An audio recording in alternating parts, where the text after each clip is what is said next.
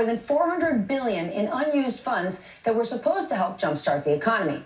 Jay Powell to return more than $400 billion in unused funds that were supposed to help jumpstart the economy, despite the fact that Powell says these relief programs are still very necessary. And quick note, if you say, well, these programs aren't working, he's going to redeploy them elsewhere, I might buy that. But he's not. He just said, let's stop it. And on the Democratic side, President-elect Joe Biden, he's now getting involved. Today, he'll meet in person with Speaker Nancy Pelosi and Minority Leader Chuck Schumer.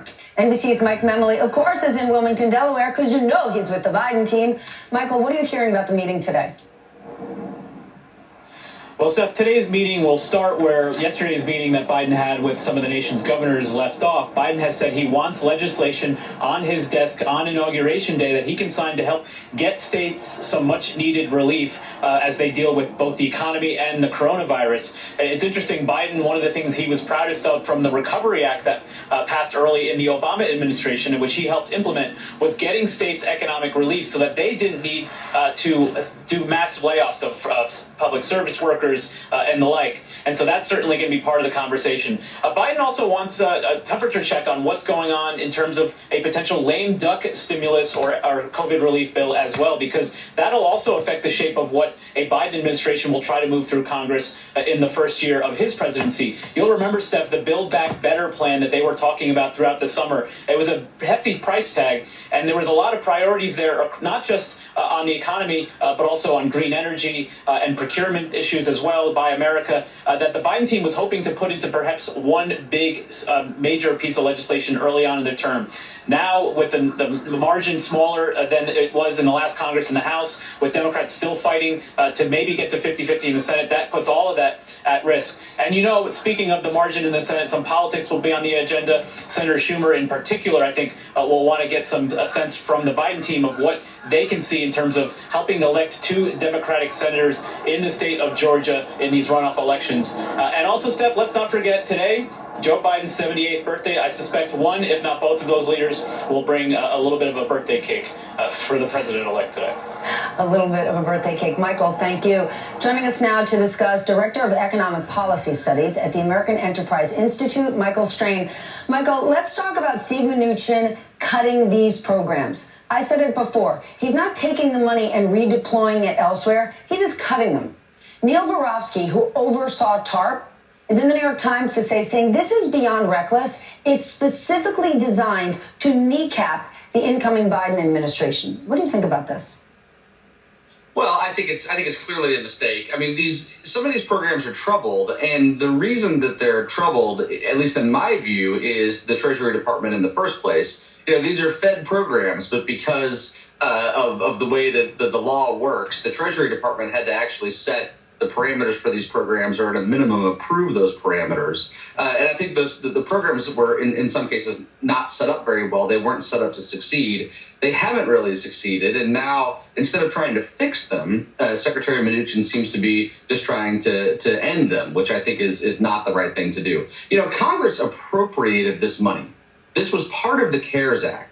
And if I were Congress, I would want to know what's going on, and I would be demanding that the Trump administration follow congressional intent and actually use that money to support economic recovery. Then what it sounds like he's doing isn't a mistake. It sounds like it's a decision he's making, to Neil Barofsky's point, possibly to kneecap Joe Biden. I want to talk about the overall economy, though, and where we are in the recovery. Because a lot of people are doing well, a lot of people. If you're working from home and you've been able to save money, if you're invested in the stock market, those are very big positives. For those people, things are not looking bad. But you have got to look at other numbers. Over the summer, when crucial relief programs expired, like the expanded unemployment, we saw poverty rise by 2%. What does that tell you about where we are right now in the recovery? What's Joe Biden walking into?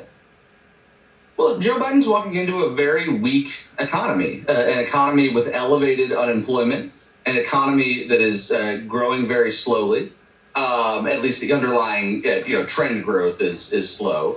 I think you're right that if you look at people in poverty or you look at people who are unemployed, you're going to get a much worse picture. I don't think you even need to do that. If you just look at the kind of headline statistics, the headline macroeconomic statistics, and put those in proper context, what you see is an economy that is weak and that clearly needs additional support from Congress, from fiscal policy.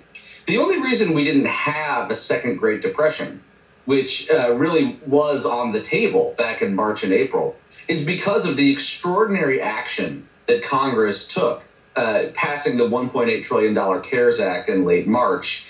That act provided a cushion for the economy, but that cushion is becoming more and more deflated, is the way to think about it.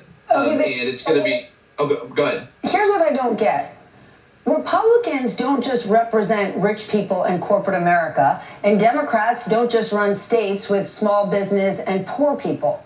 Are there no places where Republicans and Democrats can work together? Well, I think the outlines of a compromise are actually pretty clear, and Right, I think you want to extend the expanded eligibility for unemployment benefits. You want to extend the federal supplement to state-provided unemployment benefits, a few $100s a week. You want to do another round of PPP. You want to give some federal grants to state and local governments. You can meet halfway in between what the Democrats want and what the Republicans want, and actually get to a good solution. I don't like all those elements, but I think as a political compromise, those elements are all reasonable. It's just going to take both parties, I think, not letting the pursuit of their view of the perfect be the enemy of the good. And that requires leadership. And a Christmas miracle. Michael, thank you so much for joining me this morning. I really appreciate it. Thank you. Coming up next, President Obama speaking out in an exclusive MSNBC interview with our colleague Jonathan Capehart, why he is most troubled by Republicans going along with President Trump's baseless claims of election fraud, and why he thinks they're doing this. But we've got breaking news to share. Senator Rick Scott of the state of Florida testing positive for coronavirus. His office says he came into contact with someone after returning to Florida last Friday night.